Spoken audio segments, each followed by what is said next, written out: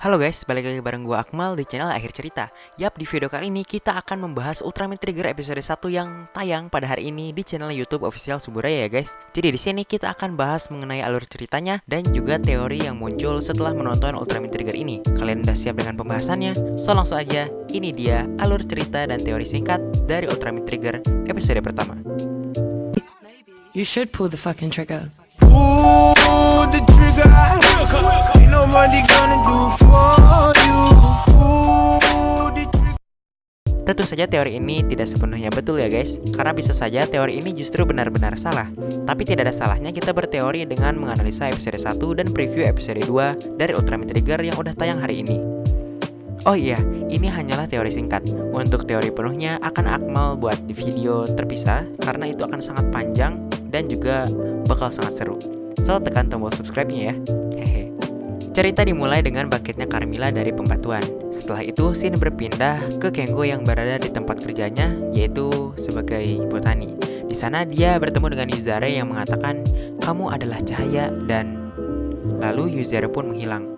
Seketika ruangan berubah menjadi gelap dan Kengo berhadapan dengan siluet Ultraman Trigger versi Dark yang menembakkan Kousen ke arahnya. Kengo terbangun dari tidurnya. Jadi ternyata tadi hanyalah sebuah mimpi. Kengo pergi sarapan dan bertemu ibunya yang akan segera pergi bekerja ke pertambangan. Mereka berdua ternyata bekerja di yayasan yang sama, yaitu Yayasan Shizuma, dan mereka berdua pun berangkat ke tempat kerja masing-masing. Di perjalanan, Kengo melihat berita yang dibawakan Kapten Seiya mengenai TPU yang berhasil membuat pesawat anti-monster bernama Nurse Tisei dan Guts Falcon. Tak lupa, ia juga memperkenalkan Guts Select. Sesampainya di tempat kerja, Kengo memiliki masalah dengan pekerjaannya dan ia berniat datang menemui ibunya untuk mencari solusi dari masalahnya. Setelah itu, dia pergi ke tempat sang ibu bekerja dan saat sampai, ia melihat sang ibu sedang bersama ketua Shizuma menuju pertambangan. Kengo membuntuti mereka dari belakang dan sampailah mereka ke pertambangan. Dan terlihat di sana ada circle arm milik Ultraman Trigger yang tiba-tiba bersinar. Tak hanya itu, tangan Kengo pun ikut bersinar yang membuat Kengo terkejut. Oh iya, di sini ibu Kengo berhasil mengungkap piramid terbalik yang berada di bawah tanah. Ya ampun, Suburaya, ini aneh bener dah. Bener-bener dah, kenapa harus piramid terbalik? Padahal udah aja gitu pertambangan. Tapi ya sudahlah, gimana Suburaya aja. Oke lanjut. Ibu Kengo juga mengatakan kalau circle arm yang ditemukan berumur sama dengan reruntuhan yang ditemukan Shizuma di bumi, yaitu berumur 30 juta tahun. Dari sini tentu akan banyak sekali teori yang muncul di otak kalian. Tapi nanti kita bedah lagi lebih dalam di video khusus teori. Oke, tiba-tiba Golba datang menghancurkan dinding yang mengelilingi kota dan membuat langit-langit pertambangan jatuh. Saat orang-orang di sana berlarian keluar, Kengo hampir saja tertimpa batu yang menjadi langit-langit dari pertambangan. Namun tiba-tiba muncul cahaya putih yang melindunginya dan semua orang di sana termasuk ibu dan juga ketua Shizuma melihat kejadian itu. Kemudian ketua Shizuma menanyakan identitas Kengo dan ibu Kengo langsung menghampiri Kengo dan menanyakan maksud Kengo datang ke tempat tersebut. Scene berpindah keluar di mana dinding kedua diaktifkan dan membuat Golba harus menggali tanah dan muncul kembali ke permukaan dalam kota. Lagi-lagi, perkataan ketua Shizuma bikin otak kita berteori liar. Dia mengetahui kalau monster yang datang adalah Golza, dan dia juga sadar mereka adalah dua monster yang bercampur, yaitu Golza dan Melba. Golba menghancurkan bebatuan yang menutupi piramid terbalik tempat tersimpannya circle arm milik Ultraman Trigger. Ketua Shizuma pun mengeluarkan God Spark Lens dan juga Hyper Ki Monster yang memberikan kekuatan tembakan kejutan yang membuat Golba kabur ke dalam tanah. Scene berpindah ke tempat evakuasi. Di sana terlihat Kengo bertemu lagi dengan Yuzare dan Yuzare mengatakan hal yang sama seperti di awal tadi saat film dimulai. Lalu ia menghilang. Kemudian datang ketua Shizuma yang menanyakan tentang masa depan yang diinginkan oleh Kengo. Kengo menjawab jika ia hanya ingin membuat semua orang tersenyum. Oh iya, nama dari tanaman yang dibawa Kengo adalah Rillieh, nama yang sama dengan pulau tempat trio Dark Giant di Ultraman 3 The Final Odyssey tersegel. Mendengar jawaban Kengo, ketua Shizuma memberi Kengo God Spark Lens dan Hyper Ki kosong dan menceritakan bahwa dahulu juga ada seseorang yang berjuang dengan gagah berani dan membuka jalan menuju takdirnya sendiri. Saat menceritakan tersebut, muncul scene di mana Ultraman 3 itu sedang bertarung.